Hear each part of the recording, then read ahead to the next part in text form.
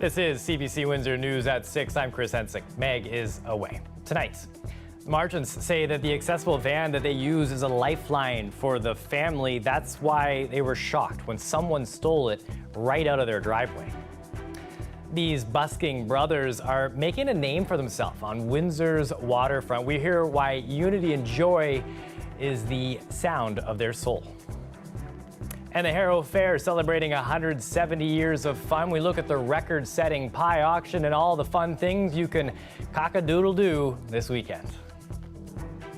A Windsor family is stunned but thankful that their rare wheelchair-accessible vehicle that was stolen has been recovered. CBC Windsor's Dalson Chen has the story. There's only a few Mobility Ventures SUVs in the entire city. The unique boxy vehicles are specially designed to make life easy for wheelchair users. That's why the Marchant family of Riverside was stunned to discover their MV1 vehicle was stolen out of their driveway on Thursday morning. Wynton Marchant bought the minivan out of love for his son Luke, who was born with spinal atrophy and requires a wheelchair at all times. The MV1 has been described as a lifeline for Luke to the outside world. It's specifically made for wheelchairs. It's not a retrofit or a modified vehicle. Maybe somebody thought it was a cool vehicle, a neat vehicle, you know. They liked my vehicle. So that's what they took. Along with reporting the theft to police, the Marchants spread word of it on Facebook. By Thursday evening, the vehicle was located in Chatham and a suspect was under arrest. Luke Marchant says his family was ready to be positive, even if the minivan was never recovered. Experience. Things go poorly, and then things go well, and then things go poorly again. And I'm sure in a few short days, things will go well again, one way or another. The Marchants say they're grateful for the community's support. Dalson Chen, CBC News, Windsor. I know there was a lot of people following that story online. The ransomware attack that took hospitals offline in southwestern Ontario cost the organizations millions of dollars. Security experts say that these type of attacks, well, they're on the rise, and business leaders need to understand that recovery can cost more than money. The amounts were quietly announced in financial statements released earlier this year, totaling at least $7.5 million at hospitals in Windsor, Leamington, Sarnia, and Chatham. Some of those costs were covered by insurance. Most were out-of-pocket expenses. The hospitals say they did not pay a ransom, but wouldn't say how much the hackers demanded. Systems went offline in October after officials learned someone had gained access to their systems. Patient surgeries and appointments were canceled or postponed, leading to a backlog that took months to recover from. Thousands were told that their personal information was hacked and likely shared online. Addressing and recovering from the attack cost Windsor Regional Hospital $3.8 million, about a third covered by insurance. Blue Water Health in Sarnia spent $2 million, half covered by insurance. And some of that was spent on a new hospital information system that's expected to come online later this year.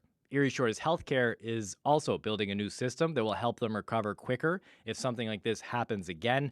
They spent $600,000 to recover from the attack. Chatham Kent Health Alliance paid $1.1 million. Hotel de Grace Healthcare did not give a number, but said it was covered by insurance. Most organizations are simply not prepared. And I see it, to be honest with you, every day. Security experts say that Canada is a soft target for attacks like these. Hamilton was hit in February, spending about $7.4 million to recover. An attack that hijacked the town of St. Mary's systems cost $1.3 million. The Toronto Public Library also hacked, but those costs haven't been revealed. This security expert says financial costs aren't the only price of these attacks. Reputation, public trust. There's been even times when people have lost employees as a result of being hit, right? He says organizations should be continuously reviewing their security standards, including training employees to avoid phishing attempts and ensuring that there are backups and response plans in place. Deny them the opportunity of leveraging humans within the organization as a gateway into our systems. There was a large police presence at a gun range in Windsor late last night, but there's few details about what exactly they were responding to. General Gun and Supply posted on Facebook saying that there was an incident at the range and their thoughts are with the family of the individual involved. Now, according to the website, the store has been around since 1991. It says that there are two ranges that you can use, one 7-stall range for pistols and a 1-stall rifle range. Both are 25 meters long. The shop also offers both restricted and non-restricted firearm safety courses. When reached today, an individual at the shop would not elaborate on the incident, but says that police were there yesterday. Windsor police did not answer questions about why they were on the scene. Police have arrested someone in connection to that large apartment fire in Chatham. Emergency crews were called to the fire on McNaughton Avenue early Sunday morning. The municipality of Chatham-Kent owns the building. It's a rent-geared-to-income apartment complex. That fire, it forced 126 people out of their apartments. The building currently has no power, and there's severe fire damage to the mechanical room. Chatham-Kent police say that they've arrested a 30-year-old Chatham woman and charged her with arson. A 48-year-old man known to frequent the London area is wanted for the same crime. At the same time, Chatham-Kent says that the Red Cross is establishing an evacuation center so that people can move there from hotels to that center where meals will be provided. The municipality also saying that there's no firm timeline for people to return to the building, only that re-entry will likely take several months.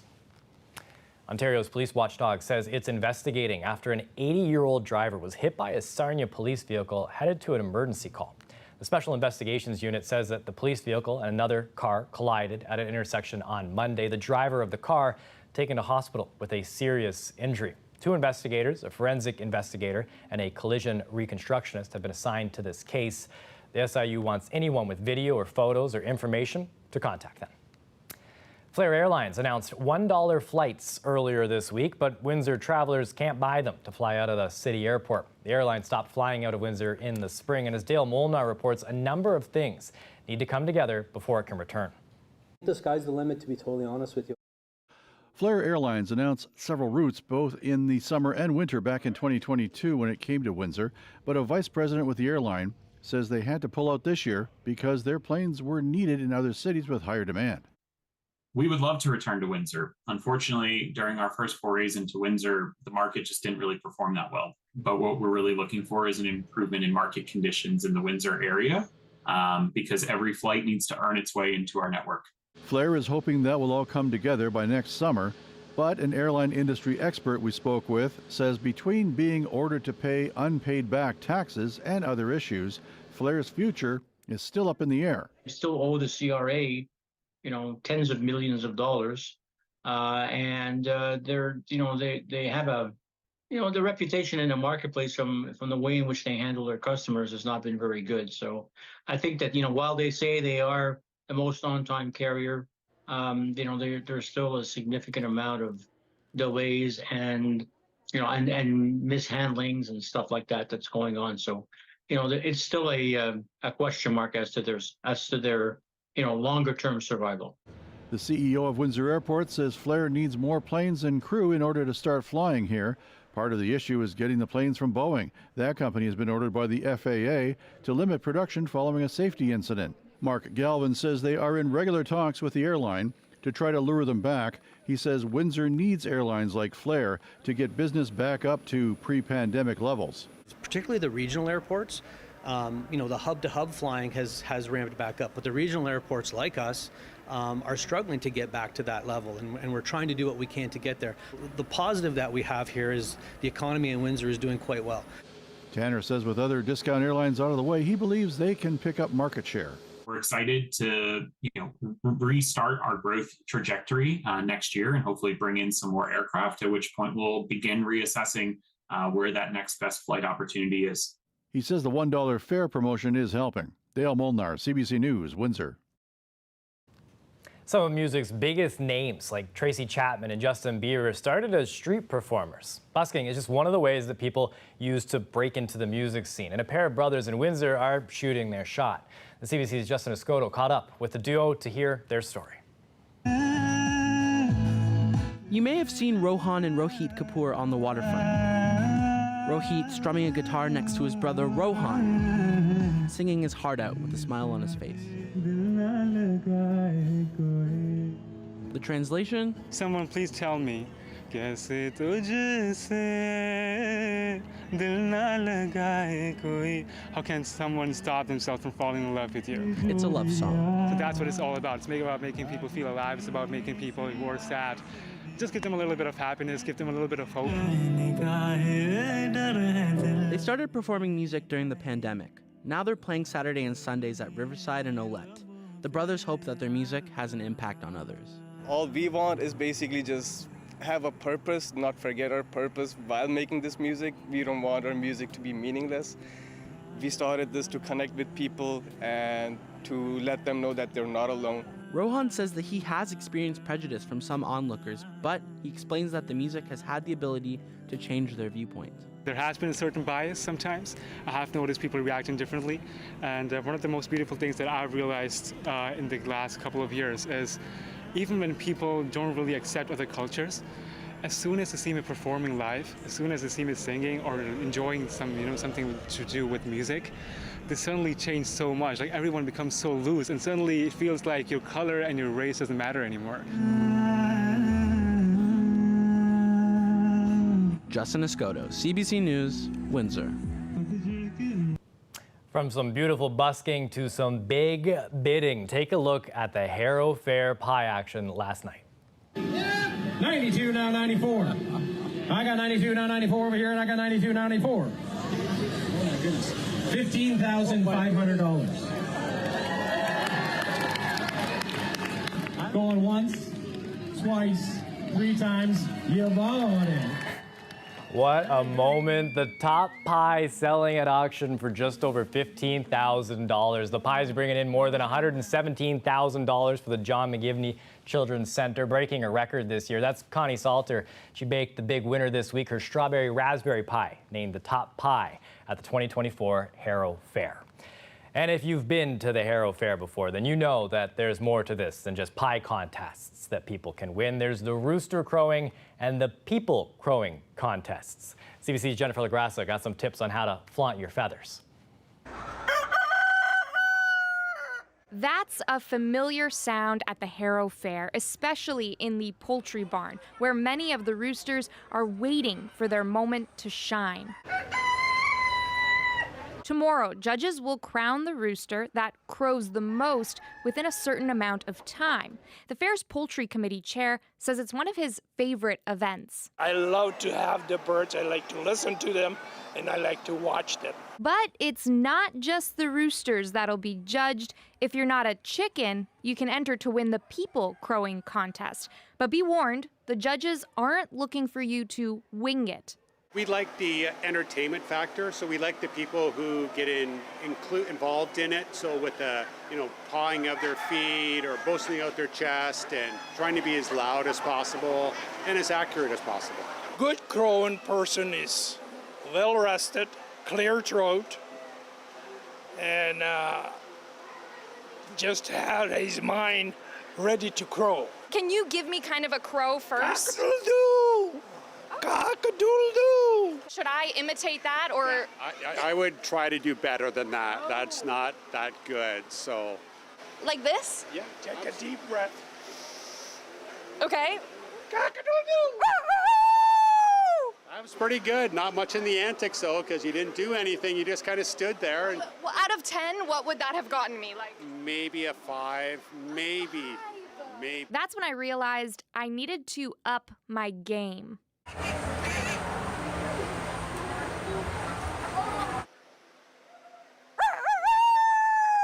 I think that was pretty good. That was probably between a 7 and an 8. Okay, thank God I didn't want to do it again. You really need to ruffle your feathers to impress these judges. Both the rooster and people crowing contests have been taking place at the Harrow Fair for 25 years, and the tradition will continue tomorrow afternoon.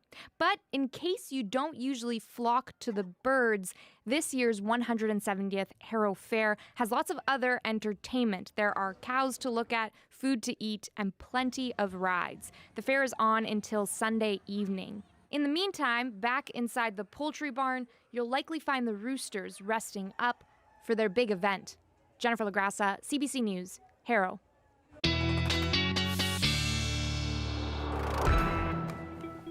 Chris, I think they treated Jen, the judges, there a little foul with that first score Foul there. will. What do you think? For sure, foul will. I got to tell you, Chris, this weekend looks fantastic. Next week, back to school for a lot of the kids. Looks fantastic. But this evening, a little stormy. Environment Canada has issued a severe thunderstorm watch out.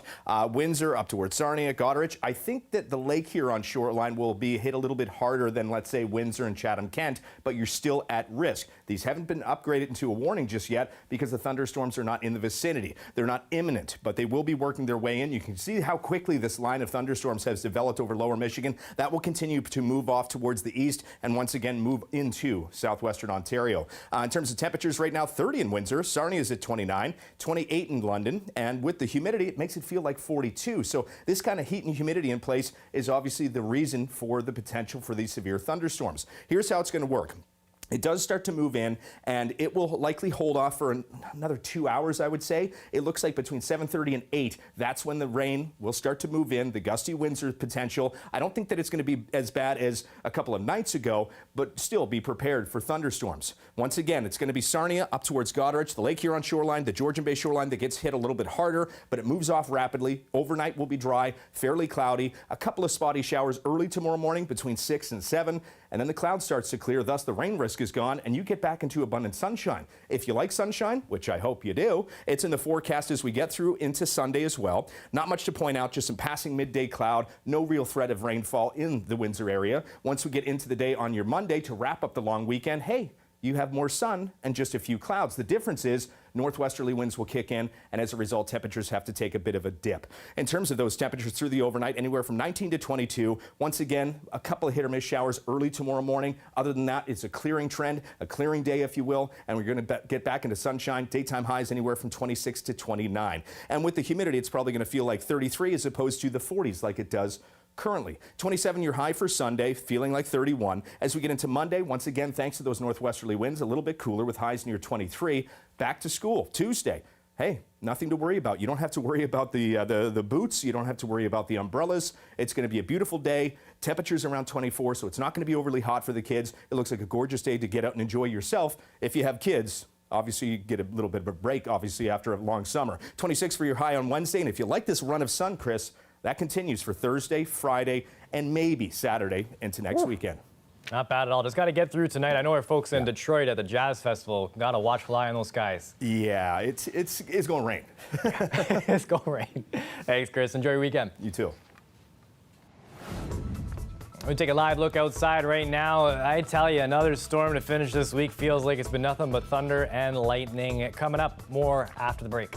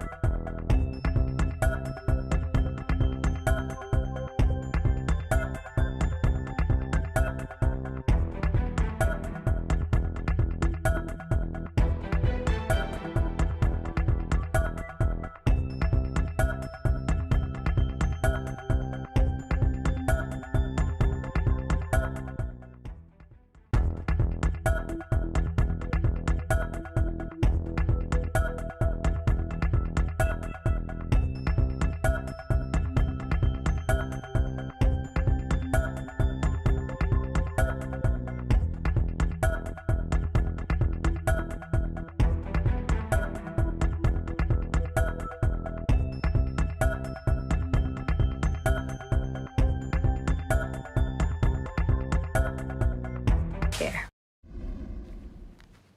Welcome back. NHL star Johnny Gaudreau and his younger brother Matthew have died. They were hit by a car while cycling in New Jersey last night. Police believe that the driver was impaired.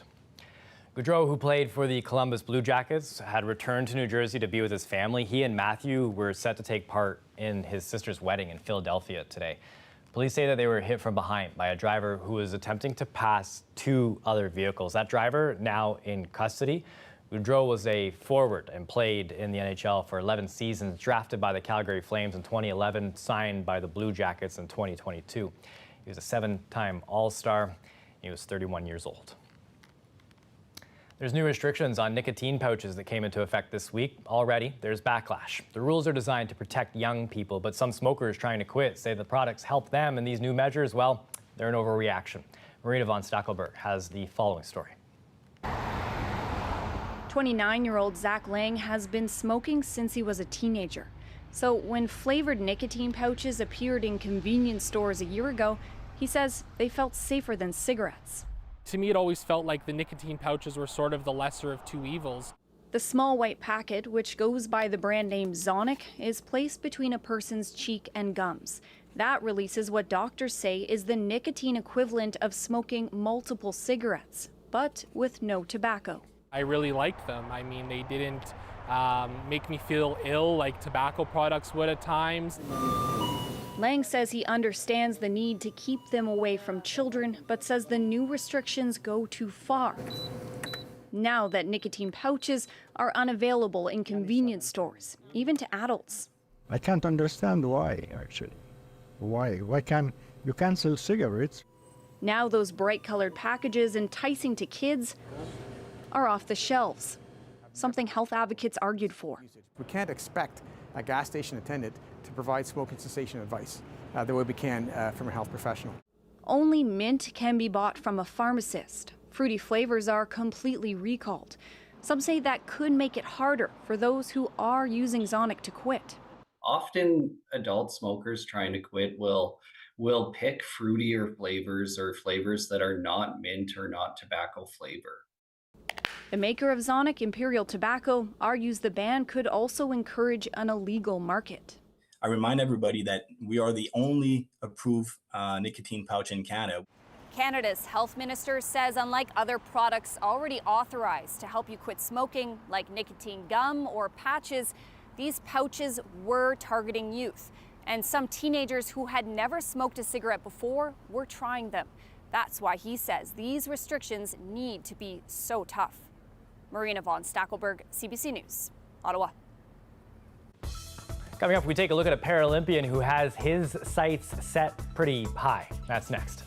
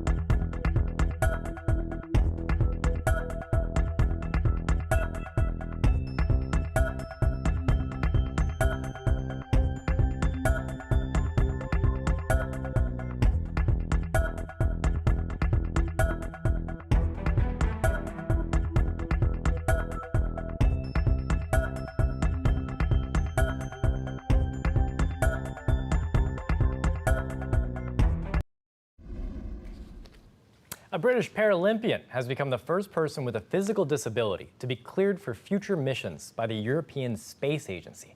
John McFall replied to an ad asking if anybody would like to be an astronaut. That was 3 years ago. Well, here's McFall now, who lost his leg in a motorcycle accident at 19, describing what that accomplishment means to him and for others. I was working as a surgeon, and then someone made me aware of this vacancy notice that the European Space Agency had put out, that they were looking for someone with a physical disability to do a feasibility study with the really small possibility of that translating into an opportunity to fly to space. And it ticked so many boxes for me. It was super interesting. It was academic, physical challenge, psychological challenge, but also an opportunity to help the European Space Agency answer this question and challenge the narrative about what people's preconceptions regarding physical disability were. If I did get the opportunity to go to space, it's not about me. This is about demonstrating what professions we might expect to see people with physical disabilities in. So this isn't just for the space sector. I hope that if I did get this opportunity to go to space, the trickle-down effect of this would be that across society and across humanity, we challenge what we know already and we ask the question, why not? This is possible, and if I can demonstrate that it's possible for someone with a physical disability to be a bona fide, fully integrated crew member as an astronaut on the International Space Station, you know, what else is possible?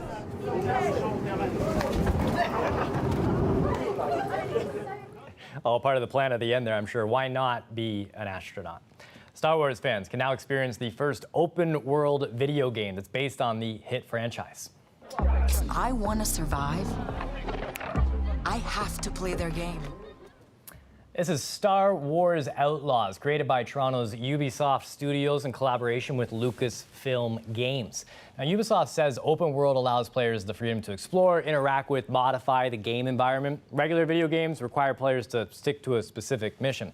So in Star Wars Outlaws, players can take on the role of two new characters. You can be a thief who's on a mission to survive, and her companion. It was made using a special filming technique to capture the movements of real actors. So far, however, the game's reviews have not been overly kind.